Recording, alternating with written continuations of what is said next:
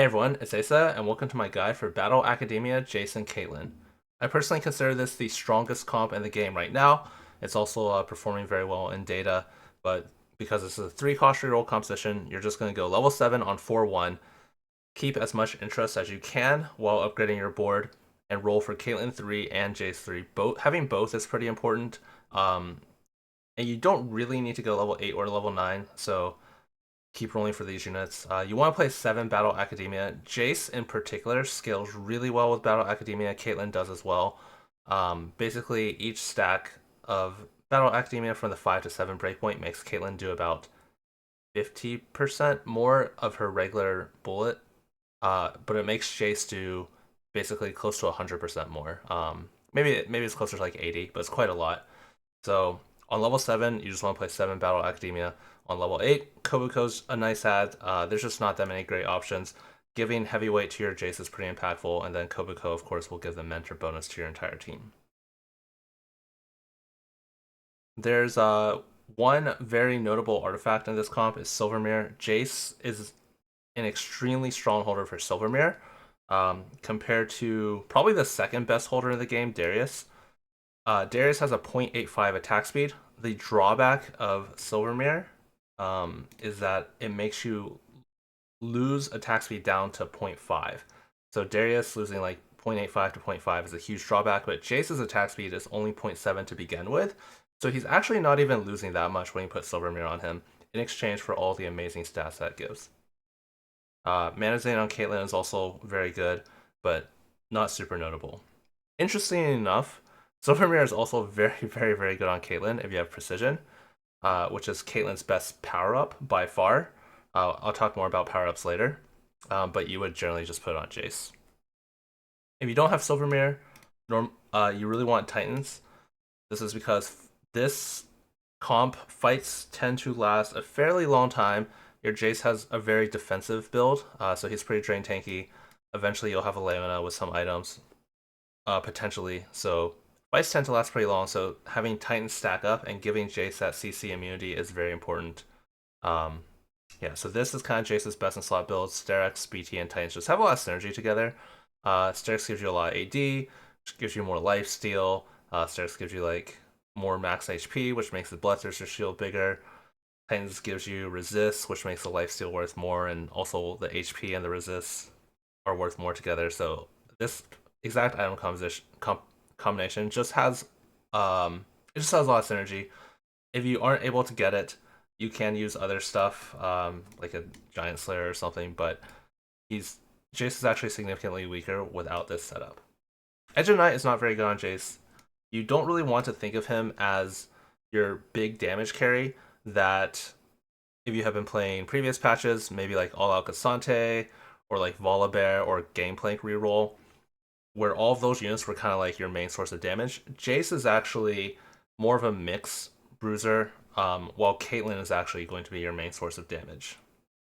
Eventually, if you have Yumi 2 with items, that's going to be really strong as well.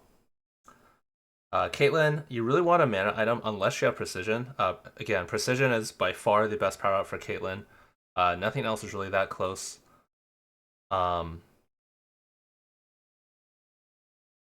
It basically fixes her attack speed to 0.7, which her base attack speed is 0.75. So you lose a tiny bit of attack speed, but then you get double the amount of mana per attack. So it's having Precision is almost as much mana as having 2 Shojins. It's pretty crazy.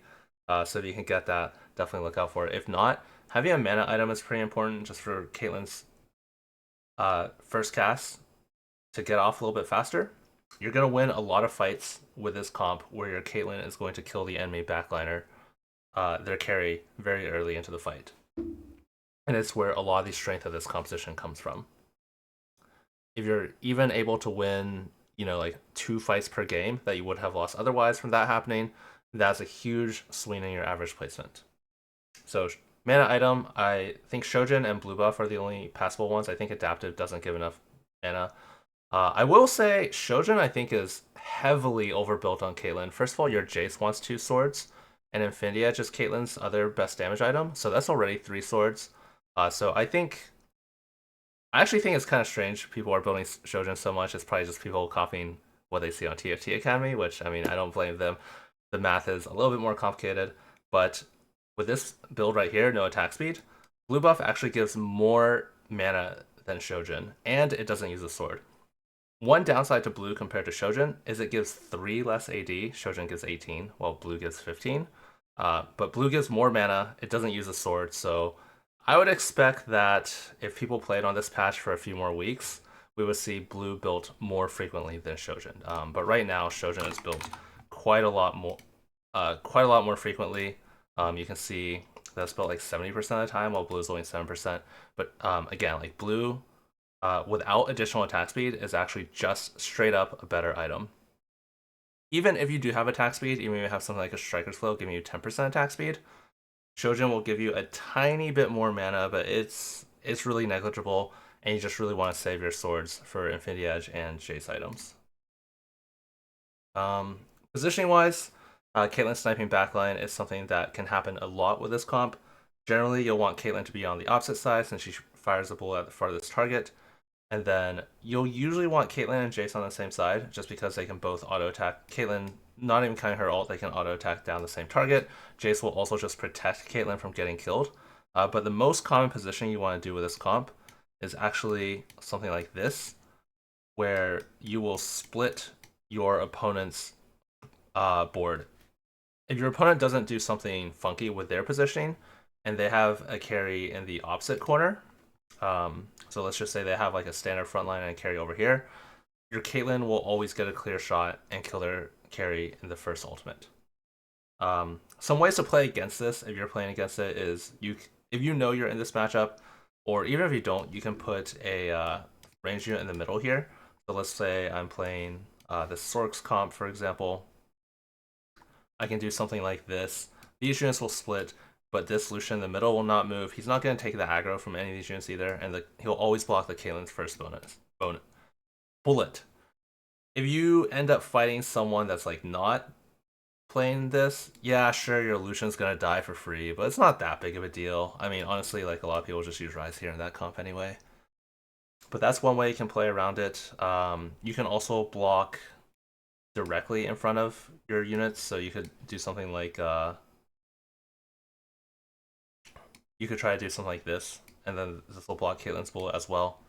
But personally, I think just having a bait unit in the middle that you don't care too much about is a good way to block it. You can frontline your Jayce. It kind of depends how far ahead of tempo you are. I would definitely just play around with both options, having Jayce behind Leona here, and then also like frontline your Jayce. There's advantages to both. If you frontline your Jayce, you can start getting value from the lifesteal immediately. But of course, the downside is, if he dies while your Leona is still full health, then you're going to lose out on a decent bit of damage that you might have been able to keep into the fight for longer. Because this is a 3-cost reroll, I haven't made any videos on 3-cost rerolls in a little bit, but there is going to be a big period of time during the game. You go level 7 on 4-1, you're going to roll for at least like 2-star Jayce and Caitlyn, and then you're going to kind of sit 50 gold. So you're going to spike on your 2 stars, but there's going to be a big period of time during the game where you're going to be sitting on maybe like 6 Jayces and 6 Caitlyns and 50 gold in the bank. So you're basically sitting on like close to, like 80 gold in the bank that you're going to be pretty weak for that period of time. So it's pretty important just to be able to plan around that. You can either kind of shorten that time span with the econ augment, or you can just try to be stabler on the 2 stars with stronger combat augments. If you have something like Silvermere or Radiant item on Jayce. If you do have Radiant items, Sterak's Gauge is the best out of this normal build here. If you get Radiant Refractor, I would go Sterak's between Jayce and Kate. It's just very strong. And anything else I want to talk about? Yeah, fruits. So already talked about Caitlyn fruit. Again, precision is by far the best. I think Shadow Clone is something I see a lot. I think it's very overrated. It's kind of cool to have both your Caitlyns in the corners and like snipe across, so you're kind of hitting their carry on either side. But the Shadow Clone Caitlyn just doesn't really do any damage, even if it does some damage, but it's not going to one-shot their carry. You're not going to splash their carry either, unless your regular Caitlyn is already landing into their backline somehow. So if that's the case, you don't really need Shadow Clone. You could just make her do more damage to begin with. So I think Shadow Clone is pretty overrated as a backline Caitlyn option. It's not bad by any means. It's just 25% more damage, definitely fine. But Precision is by far and away the strongest option here. Efficient is also pretty good as well, just getting your Caitlyn cast faster. Her cast is very impactful, of course. So yeah, this is also pretty strong. There's one thing I forgot to mention. Shadow Clone, if you have Val and Trenchcoat, you can put Caitlyn in the front line and use her as kind of a tank.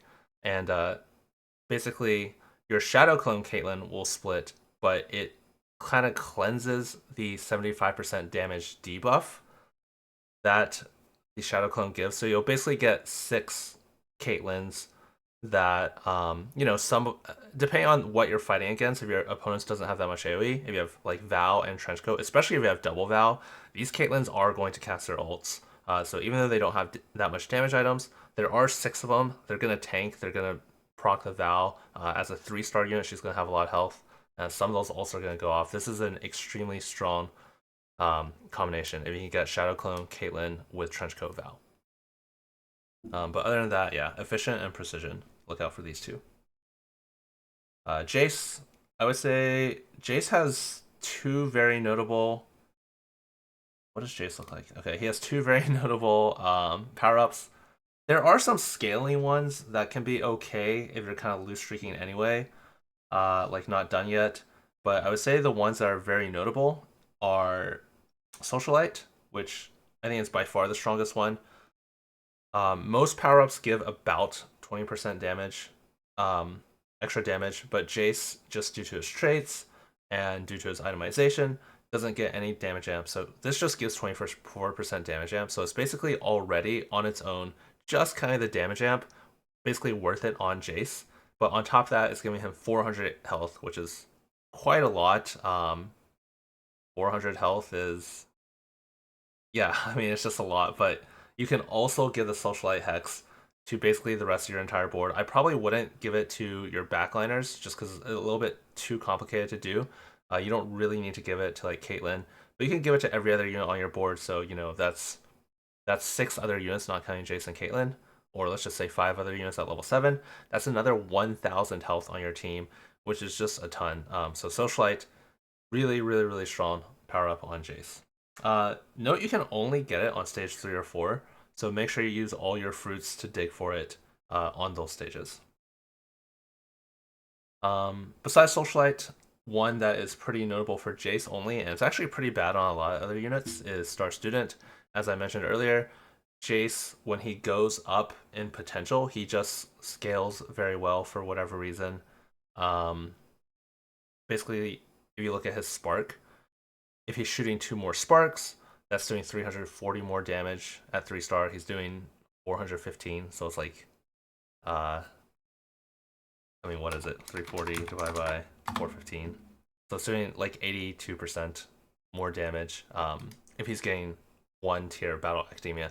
There's no other Battle Academia champion that kind of scales like this, but for whatever reason, Jay scales very well with potential, so he can use Star Student. And again, there are these kind of scaling ones. They're kind of okay, but generally you don't really want to be losing rounds if you don't have to, because once again, as I mentioned earlier, there's going to be a period of time where you're sitting on like 6 Jayces, 6 Caitlyns, 50 gold. You're going to be sitting on like 80 gold, and generally you will be losing those rounds. So you don't really want to be losing rounds because you don't have a fruit working up to that to begin with. Yeah, that's going to cover it for this comp. I will note that because it's 3-cost reroll, I would highly recommend not playing it contested. Sometimes you will have no choice, but I would just highly recommend not playing it contested. 3-cost reroll by far out of every single comp in the game between standard 4-cost comps, 1-cost or 2-cost reroll is the most heavily affected. Your average placement just goes down very significantly if you're contested on this board. That's going to wrap it up for this video on Jayce and Caitlyn reroll. If you have any comments or questions, let me know in the Discord, and thanks for watching.